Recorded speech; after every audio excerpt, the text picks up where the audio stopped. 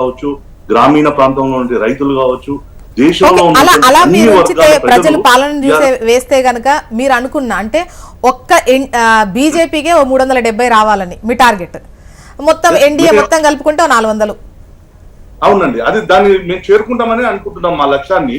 ఎందుకంటే బీజేపీ అంటే early trends లో 280 ఏదో ఉన్నట్టుంది మీది. అంటే సార్ నేను ఏమంటున్నాం, ప్రెడిక్షన్స్ లో ఇప్పుడు తప్పు కావచ్చు అనేది ఒప్పు కావచ్చు, కానీ మెజార్టీ యొక్క ఏదైతే నిన్న వచ్చినటువంటి ఎగ్జిట్ పోల్స్ లో భారతీయ జనతా పార్టీ ఆధిక్యంగా ఉంటుంది అనేది వచ్చింది. సో ఇది మేము ఒక లక్ష్య సాధనతో మేము ప్రజల ముందుకు వచ్చాం.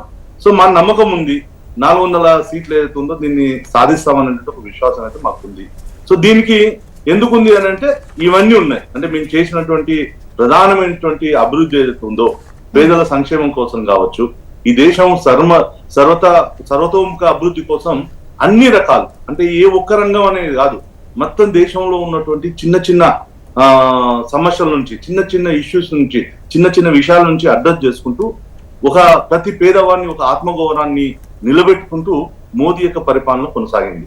మీరు చూశారు ఫస్ట్ 5 years ఏదైతుందో, 2014 ముందుకు మన దేశంలో ఏ పత్రికలు చూసినా ఏం కనిపించేది అంటే ప్రతిరోజు కాంగ్రెస్ ప్రభుత్వంలో ఉన్నటువంటి కుంభకోణాల గురించి. ఇప్పుడు శ్రీవర్ధన్ గారు, ఒకవేళ అంటే గత టర్మ్ లో మీరు సాధించినటువంటి సీట్లకు ఇప్పుడు ఒకవేళ తగ్గింది అనుకోండి, పాలన రెఫరెండంగా భావిస్తే ఎలా ఆలోచించాలి? రామ మందిరం వర్కౌట్ అయిందనాలా, లేదంటే పాలనకు సంబంధించి వ్యతిరేకత అనుకోవాలా? ఒకవేళ తగ్గితే మీరు అంటున్నారంటే ఇది ఎర్లీ ట్రెండ్స్ కాబట్టి తర్వాత పెరుగుతుంది అంటున్నారు, ఒకవేళ తగ్గితే లాస్ట్ టర్మ్ కానీ ఇప్పుడు తగ్గితే?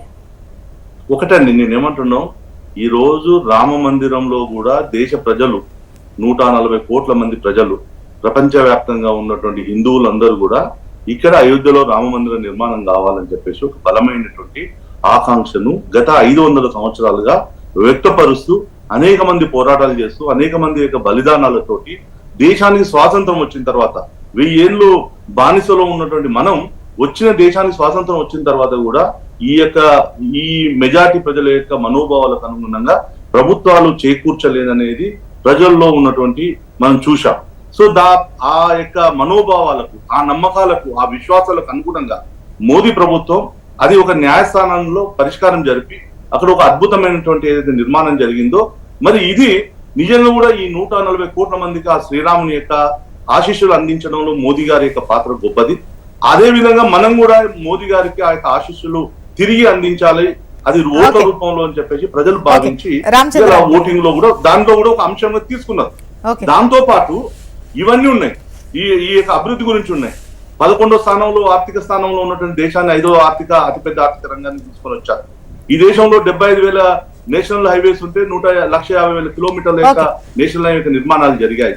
ఈ రోజు గతంలో 360 మెడికల్ కాలేజీలు ఉంటే 750 మెడికల్ కాలేజీల పైన తీసుకొచ్చారు. గతంలో ఐఐఎంలు 7, 8, 9 ఉంటే ఇవాళ 23 ఐఐఎంలను తీసుకొని వచ్చాం. అలా ఐఐటీలను పెంచాం. అయితే అభివృద్ధిని చూసి పాలనను చూసే ఓటేశారు, ఖచ్చితంగా మీరు అనుకున్నటువంటి ఫిగర్ రీచ్ అవుతారు, కాసేపటి తర్వాత తేలుతుంది అనేది మీ అభిప్రాయం, ధీమా, అంతే కదండి? రామచంద్రారెడ్డి గారు, మీ వర్షన్ తీసుకుంటా. ఒక చిన్న బ్రేక్ తర్వాత డిస్కషన్ కంటిన్యూ చేద్దాం. చిన్న బ్రేక్ తర్వాత డిస్కషన్ కంటిన్యూ చేద్దాం. Take a break.